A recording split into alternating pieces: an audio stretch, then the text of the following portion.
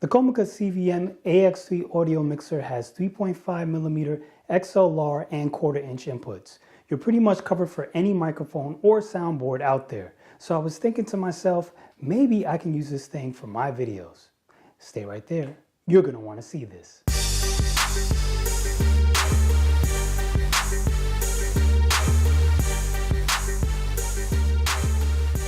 Hi, I'm Mike Turner, your friendly filmmaker, and today we're talking about audio mixers.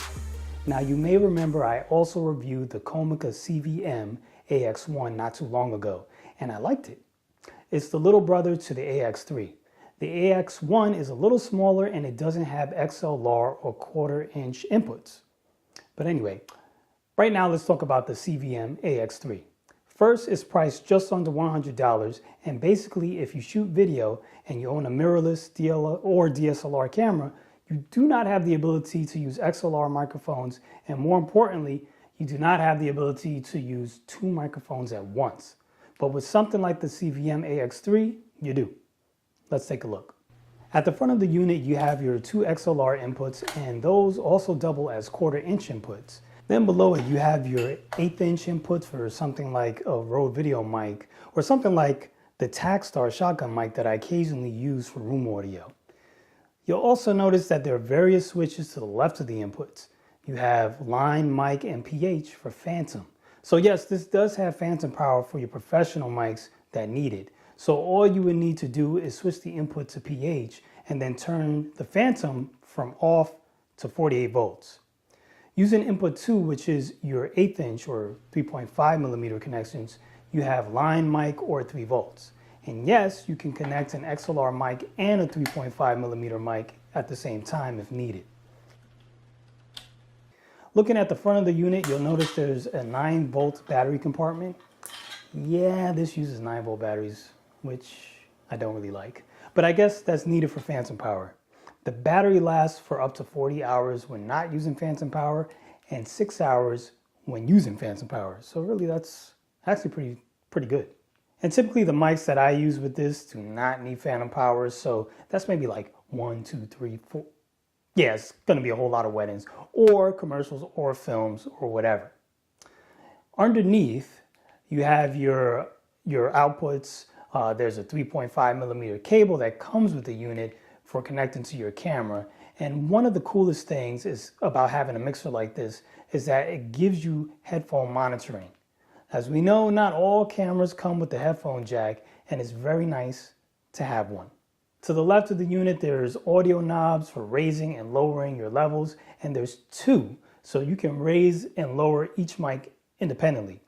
There's a switch to switch from mono to stereo, a power light, and your on and off switch.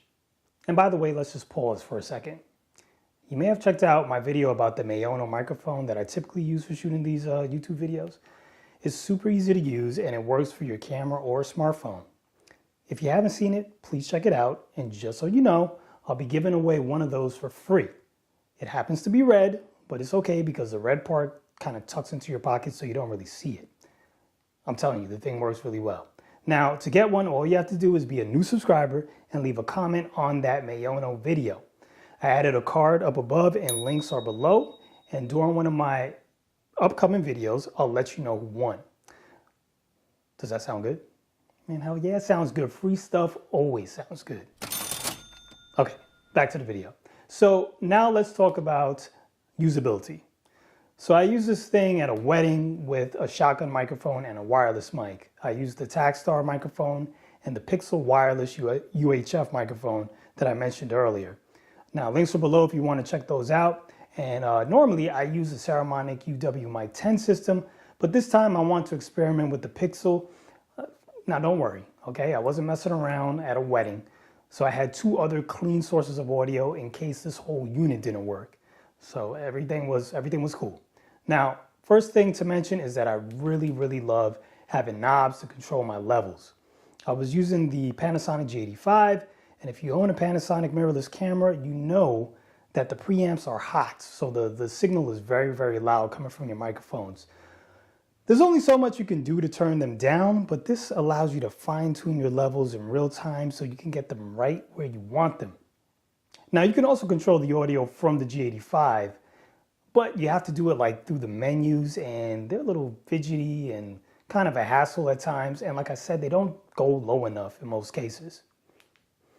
I'm actually using the Comica and my Canon M50 to shoot this video, and I have it pretty much the same way that I had it set at the wedding.